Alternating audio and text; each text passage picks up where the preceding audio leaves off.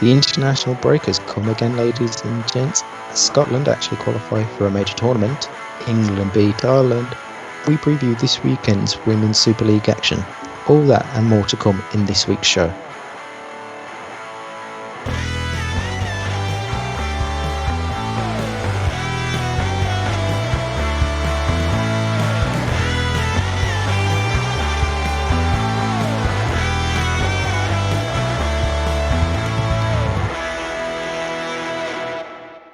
Hello and welcome to the OTC podcast with myself, Regan, Walsh, and my co-presenter, Bradley Morris. It's been an awful week, can we say? Yes, not a lot has happened in the world of football this week. I mean, we are on international break, so that is always the way when it rolls around, unless it's a major tournament. It's a pretty quiet week in the world of football. Obviously, we'll start with the big talking point, and that is last night's fixtures, which saw Scotland qualify for their first major tournament since 1998, beating, who did they beat? Serbia on penalties. I nearly said Slovakia, but they're already in the tournament. And so they beat Serbia on penalties 5-4 after Aleksandar Mitrovic of Fulham missed the final penalty. With a victory, that sees them go into England's Group D, alongside Croatia and the Czech Republic, as well as England. 3 of the home nation sides have now qualified have qualified for this tournament. It's finally good to see Scotland in a tournament again. It's always interesting. I mean, the fans are always, I'd say, but the fans are always up for that sort of thing. You know, when you're not been in a major tournament for 22 years, you're going to be very excited about this upcoming. Yes, definitely. It's definitely, I'd say, they've had this core of players is probably one of the best that they've had in a few years. Like in previous years, when they've tried qualifying for tournaments, they've had 1 or 2 good individuals, but I think this time it's probably the closest they've looked to a whole collective of good players for them, rather than just individuals. Specific prize on John McGinn, please. Celebrations. If you praise McGinn, I'll praise McTominay. Right? Everyone deserves credit, not just McGinn and McTominay. They all did well. They did actually play pretty well. I think they managed to contain Dusan Tadic really well throughout the game. I thought they dominated a lot of it. Yeah, they did. I mean, like Serbia obviously had more possession and like more shots and that, but it was the actual. It was pretty much when they took off Lyndon Dykes and John McGinn, and then Serbia just attacked them from there because they looked like they were just ready to just pack it in and hold on for the win. Yeah. Which they failed to do, and yeah. I slightly laughed. Slightly laughed. I was gutted for them a little bit as well. It's one of them where you think that Serbia side is a really good side with Mitrovic, Milinkovic, Savic, Tadic, scored as well. Maksimovic, Nikola Milinkovic of Fiorentina. Like it's good. Sounds like you have an itch there. Sounds like you got an itch. No, I'm happy with Scotland, but it's just I'm more surprised, if anything, that they won on penalties. I was personally looking at that earlier in the week. I was expecting Serbia to absolutely dominate them heading into the game. Elsewhere in the qualifiers, North Macedonia qualified after they beat Georgia 1-0. Hungary qualified after beating Iceland 2-1. And Slovakia qualified after beating Northern Ireland 2-1. And just a thing on Hungary, I don't know if you saw that last goal from however you say the bloke's name. Dominic Sobolshai. Sorry. Somebody's bilingual. No, it was a good goal. I hear he's a highly rated player. Yes, he's definitely one that will be over in the Premier League. Salzburg. Easy to get confused. Yes.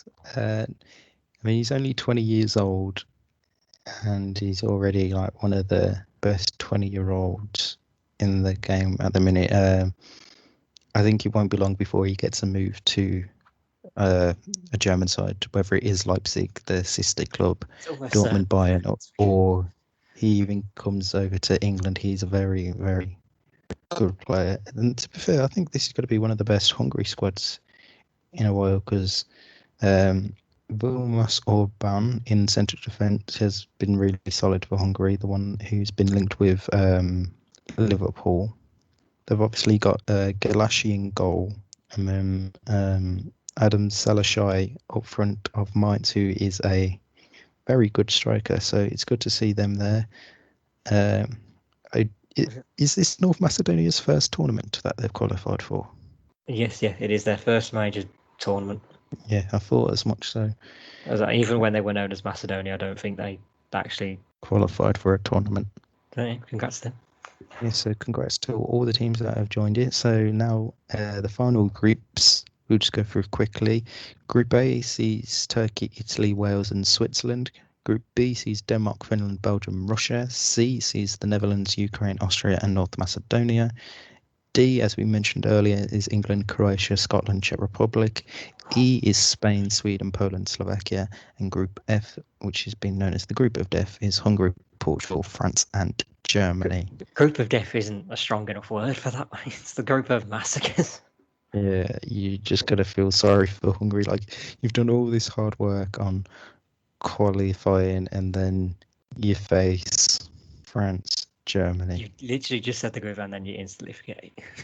Sorry, it's because I was looking at other stuff online. But that is just such a hard group for Nice for the them to neutral. be just. Nice for the neutral. It should provide entertaining watch when it comes around next summer. But it is a very hard group. Elsewhere in the international scene, England played Republic of Ireland in a friendly. The Three Lions won 3-0. Very straightforward. Yeah, straightforward win. Wasn't expecting anything different. I don't think anyone else really was. And Grealish was shit. I didn't actually watch the game, so I can't tell you. Of course, Jack Grealish ran the game, got an assist for Jadon Sancho, so all the Man United fans could see what they could have had. And still could have in the future. I mean, the price tag has gone up another 20 million from what it was now. Which so one? Grealish, Which one? obviously Grealish. If Sancho's in the 100 million bracket, could we put Grealish in the same one to how much he's worth to us? Well, you did say about 80 million before. You did say 80 million before. We're a relegated side and he meant the world to us. Now we're battling for Europe. It means a hell of a lot more. Yeah, you could add like 15, 20 million. Also, congrats to Jude Bellingham on making his debut in the last 17 minutes. The young 17-year-old who got called up earlier in the week due to injuries in the England squad. Wait, what's that breaking? Young talent. Breaking news. Go on. Birmingham City have decided to name the stadium after him. They're putting a petition to rename the Birmingham to Jude Bellingham. They want the city known as Jude Bellingham. The Jude Bellingham way.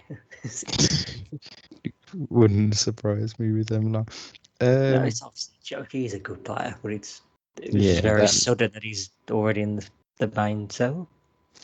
No, I think he deserved to be in the main England setup. I think he's a very, very good player. Though you do got to look elsewhere and think. I just think it's nice to see two local Brummies in the England setup. For once. Speaking of England, they had a few injuries earlier in the week. We saw James Ward-Prowse put out the squad through injury. Couldn't have done that 2 weeks ago. Joe Gomez out for what seems to be the rest of the season with. It seemed unclear of what they were stating the injury was. It's some sort of leg injury. Yeah. So if it happens off the ball, it's not pleasant. Yeah. It seems like he's either making a run or was trying to do some sort of backtracking because the ball was coming over towards him, and then his knees just jolted as he's placed it in the ground, which is what I'm expecting that to be if he's missing the majority of the season, which is bad news for Jurgen Klopp because he's already got an injury-depleted squad. I mean, the football gods have gone, look, we've given you the title, but now we have to punish you.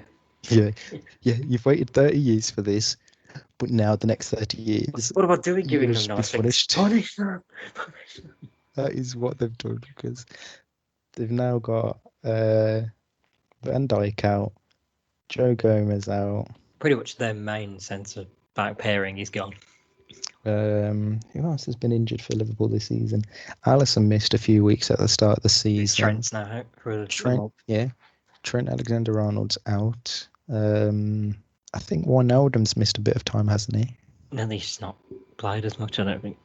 Well, he'll be probably used as a centre-back. Well, yes, Liverpool have been very unlucky with injuries this season.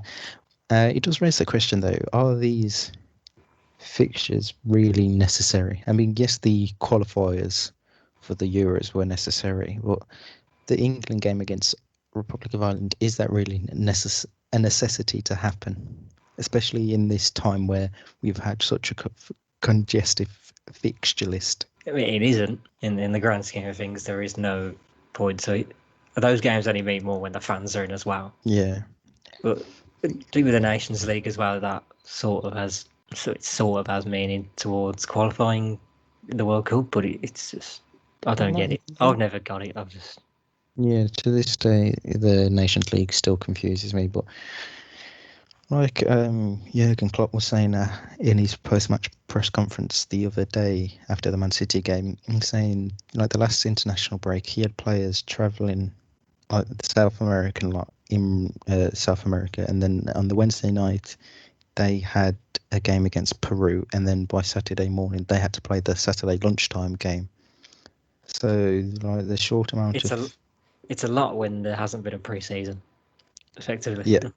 I think that's what's made this one so much worse, and that's why there's so many injuries, is because players haven't had the full amount of rest and a pre-season, and they're doing so many fixtures in such a short span of time. Because obviously, if this pandemic wasn't going on, we wouldn't have had the backlog of fixtures that we had in June and July, and there would have been more of a rest. Yes, there would have been the Euros normally, but I think there wouldn't be this many injuries as there is to the squads. And I think what Klopp was said, I don't know if you saw it after the game, but the football authorities, he was kind of siding with what Ole Gunnar Solskjaer said, what I mentioned earlier on in the week. Is this just to fill the 5 subs rule again?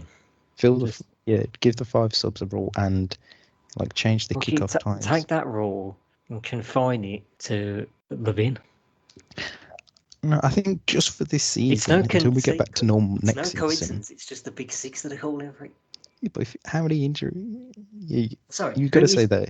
But we saw this as 5 subs. Who's getting the advantage of this? Man City with their bench that can go and win the League Cup, or Villa who's 11 barely fills the Championship side. Yeah, admittedly, that's just because how much the team are willing to spend on reserve Man City players. are bringing on Kevin De Bruyne, Phil Foden, and Riyad Mahrez. We're bringing on Henry Lansbury, Marvelous Nakamba, and Keenan Davis. Yeah, I know there's a difference in class in the players, but I think just for this season, to prevent so many injuries happening, it should have stayed until we're back to normal. They wouldn't be saying this if they were not having a bad start to their seasons. No, I think most teams would. It surprised me that got rid of it. I think because of the amount of injuries that the teams are recurring. Elsewhere in the international. Just going back to it, because Man City haven't even used 3 subs this season on average, and last time I checked, Villa only used 1 in the game against Arsenal. You don't see us complaining. Liverpool, Man City only used 1. Exactly. What are they complaining the game about? of the weekend, Bernardo Silva came on for Ferran Torres. They've got nothing to complain about. You use all your subs, and then maybe you'll have an argument. You're not even using all 3 of your subs. I think he's just saying that because obviously they had a lot of striker injuries before Gabriel Jesus made his comeback, and I think City have had probably the most injuries in the league this season up to last weekend, but now I think Liverpool will hold. Liverpool have like tied them or may have just gone past them now with their injuries. Elsewhere in the international scene, Liverpool have more injuries in their defence than the whole Villa team this season. Yeah. Elsewhere in the international scene, Argentina could only manage a draw with Paraguay, 1-1 in their World Cup 2022 qualifying. Because they're starting their qualifying stuff now. Yes, I think their last few international breaks have been proper qualifiers for the World Cup. Paraguay did take the lead thanks to an Angel Romero penalty, but shortly before half-time, Nicolas Gonzalez pulled one back, and just before the hour mark, Lionel Messi had a goal disallowed. But they face Peru next, Argentina in 5 days' time, and then Paraguay will host Bolivia on Tuesday. That I don't think anything else has happened on the international front. It's been a pretty quiet week, I think, because we've got a lot of fixtures to look forward to this weekend. Well, have we? Well, not look forward to, but to come. Well, as far as I'm aware, there's only one game that has my intrigue, and that's for obvious reasons, so we'll get to it. Oh yeah, we'll get onto that anyway. The Premier League announced their October Player of the Month, and it goes to Tottenham star Heung-min Son for his 2 assists and 4 goals throughout the month of October.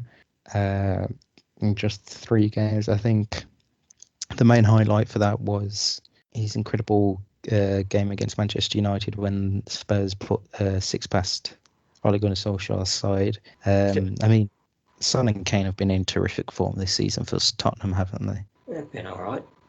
Still think you should have went to Grealish. Yeah. But that's the bias coming in. But nah. Yeah. Well earned. Definitely, it was a fantastic one for Son. I don't think they've announced the manager of the month yet. No, they haven't, as of time of recording. So give it to Jose just for the Instagram. Yes, definitely. Jose Mourinho's Instagram has definitely been something interesting of entertainment since he's rejoined. There was obviously the drama this week involving the now former England chairman Greg Clark, who was forced to resign after comments he made about players of colour, is what he used to paraphrase the quote. I can't remember what he actually said, but he's since resigned as the chairman of the FA, and he also now stepped down as the I believe he stepped down in whatever his role at FIFA was. Yeah, I don't know what his role was, because there was talk of him saying he's going to stay until February, but I think a day later he has fully resigned. Obviously, in this day and age, he has to use the right appropriation, because he said coloured people, and he should say I can't think of the right terminology, but what he said. You're in the right person to speak about this. Yeah, it's because like using the words like coloured and half caste are quite outdated and can seem offensive to the certain person. So if he said a mixed race person, or if he was talking necessarily about a black person, but I think even then there would have been some issues to come up about it. So it's just the wording and the was poor, so that's why he's lost his job. There has been some speculation of Les Ferdinand taking over the role, but he has said he's not interested in becoming the new chairman for the FA, and because with his role at QPR, which I think the FA are going to look at hiring a person that are part of the black and mixed ethnicity group, as they should at least be considered, at least at the minute. Yeah. Well, they're going to be guaranteed to look at one of a person from that group, and a woman is what they're also going to be looking at as well, because otherwise they'll be just into another backlog or storm of like, why aren't they not considering women? So the best thing for the FA to do there would be to consider, obviously, all possibilities. Obviously, if the best candidate is a white male, then so be it. But as long as they've everyone, then that is good for them. So look forward to the old rich white bloke who goes in charge next. Well, I think you got to put money on it being another Greg, considering we've had Greg Dyke and now Greg Clark. So if your name's Greg, put in your applications to the FA, you might become the next. I do like Greg's. FA president. They do some good sausage rolls. As we mentioned earlier on in the week, this weekend sees the FA Women's Super League take the attention in English football, as the FA have announced that they have staggered all fixtures across the weekend, so you'll be able to Derby watch week. all 6 games either live on TV or live on the FA Player, which we have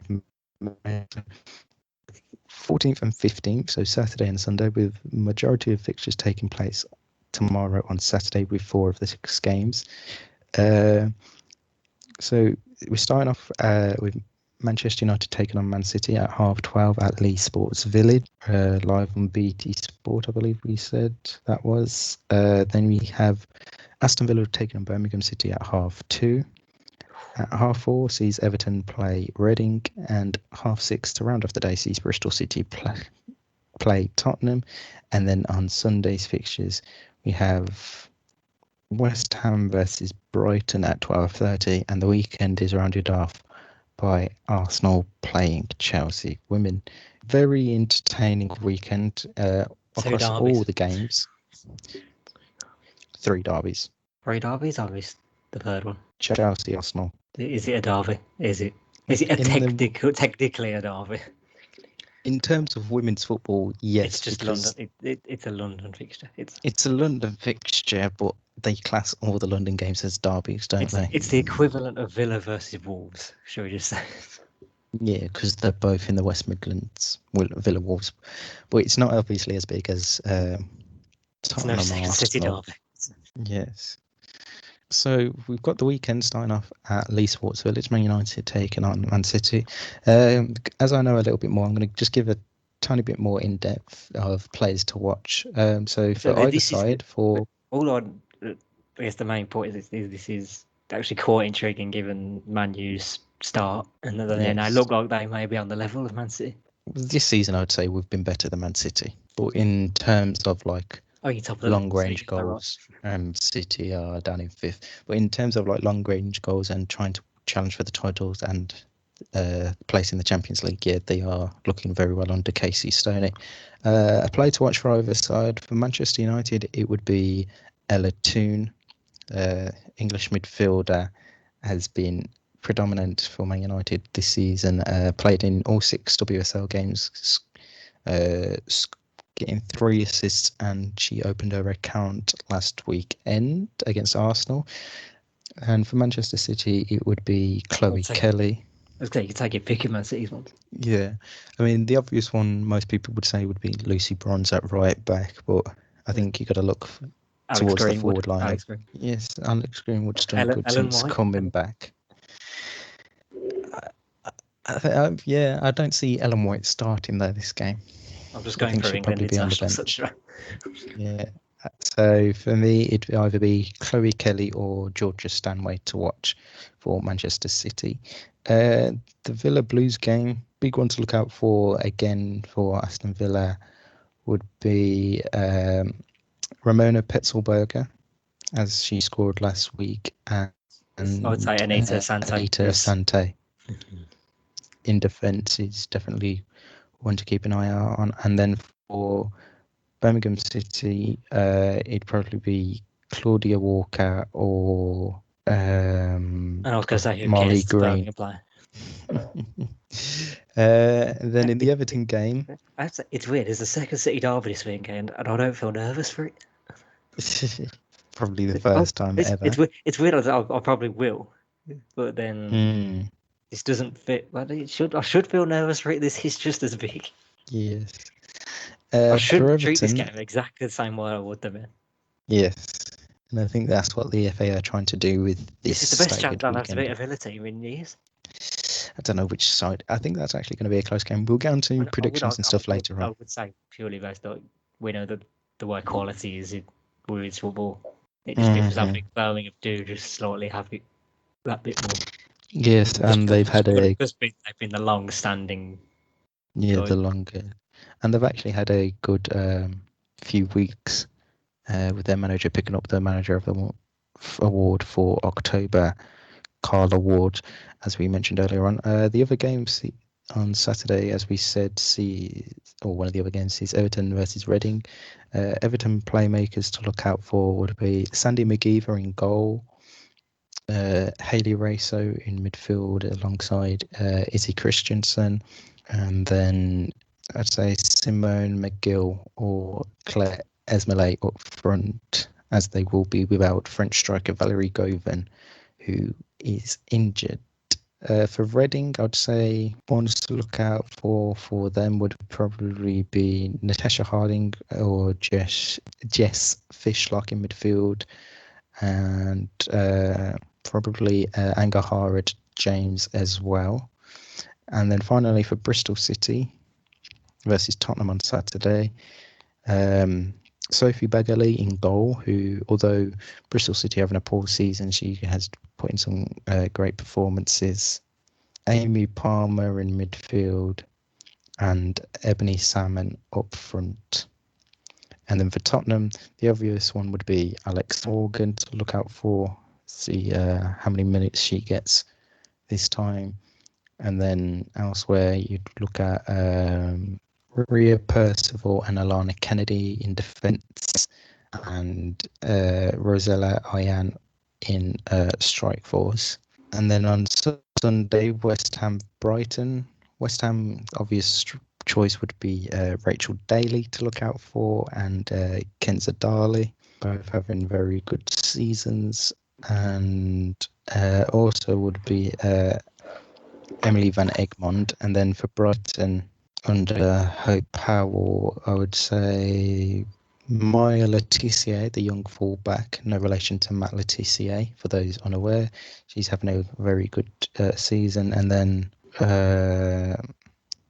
Denise O'Sullivan up front. And then the Arsenal-Chelsea game, I mean, for both sides, you could probably pick their whole 11. But if we're just going to go for a couple, I'd obviously go for Arsenal, Viviana Miedema, who is the best striker in. Yeah, you just had the best in the world, right? Yeah, just different level. And if we go for someone else, I'd go for Caitlin Ford, who's had a very excellent start to the season for Arsenal. And then for the Chelsea squad, it would obviously be Pernilla Harder up front and Ji So-yun in midfield, and then Sam Kerr as well in up front as well for Chelsea. And a bit of Chelsea news as well.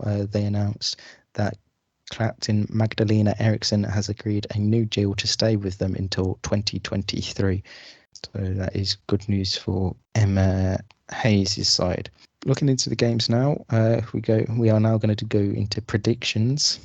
So the way this is going to work is the first start of predictions league. The way this is going to work is pretty much he was jealous that I called myself the prediction king. Yes, because you had a good weekend, but I've got to say, I had a great weekend. I also had somewhat of a decent weekend. Not as good as yours, but it was still good enough.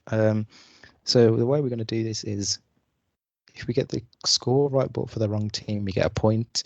If we get the right team winning, but obviously not the correct score, you get 2 points, and a perfect score is 3-0. Manchester United versus Man City is going to be the first game we look at. Brad, what are you going to go for? I'm expecting close. Mm-hmm. I'm going to go 2-1 to United. I had the exact same score in my mind. 2-1 United. It's going to be a very You can go the game. same. You can go the same. It's going to be a very close game again for Manchester United after a close game last week against Arsenal. I think this is going to be another hard-fought game for Casey Stoney's side. So yeah, 2-1 looks perfect. The second game, obviously, is the Midlands derby, Aston Villa, Birmingham City. It's a tough one. So, do I want to win this? Do I actually want to win this? Oh God, no. I cannot physically put myself in a situation where I say Birmingham will beat Villa. This is ruined me. It's like, no, it's ending 2-1 Villa. Oh, I'll take the L. I don't care. I'm going 2-0 to Birmingham City. You will never see me on this platform praise Birmingham more than Everton Reading next. It's going to be a very close game. Everton have started to slip recently under Willie Kirk's side, and Reading are still on the steady path this season under Kelly Chambers. So I want to go for a 2-2 here. I go 3-1 Everton. Ooh, okay. I know Everton have got goal in it. Yeah, they definitely do. Next season, Tottenham play Bristol City. The two teams at the bottom of the league side, both looking for their first win of the season, and will be hoping to score more than they concede. For me, this is another really tight game. I'm going to go Spurs 1-0. I'm going to go for a goal fest in 3-2 Tottenham. Okay. 3-2 Tottenham. Two teams that have played poorly, I guess, in your words. So I think the goals will flow. Okay. First fixture on Sunday sees West Ham versus Brighton. Again, it's another close battle. Both sides. The point separates both sides. West Ham are just below. Brighton are. I'm going to go with the Brighton 3-2 win. 3-2, where to see it? I'm going for the 1-1 draw. Okay. And then the final game of the weekend sees Arsenal play Chelsea.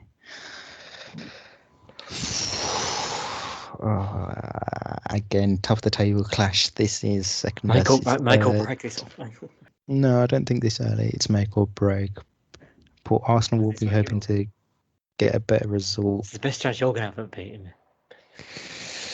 I'm going to go with Arsenal to win 2-1. 2-1. Interesting. Yeah. Well, I say 3-1 to Arsenal. Okay, that's interesting. Right. We've gone very close scores, but one of these teams is going to get smacked. Yeah. And I'm dreading that it's my lot. I'm not too sure. It's definitely a weekend to watch because we've got a lot of close fixtures coming up. A reminder, we said you can watch the games all weekend as they're at staggered times, starting tomorrow with Man United versus Man City live on BT Sport.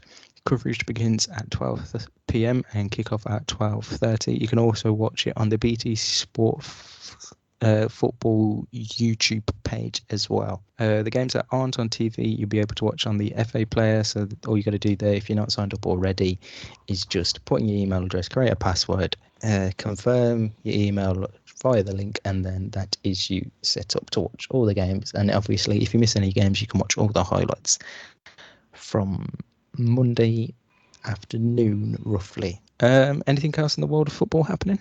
Not that I'm aware of. God, the international break is just the worst, isn't it? Yes. So they've announced the manager of the month in the Premier League now. Right, I'm going to guess this. I'll go Hasenhüttl. Wrong. It's Rodgers then.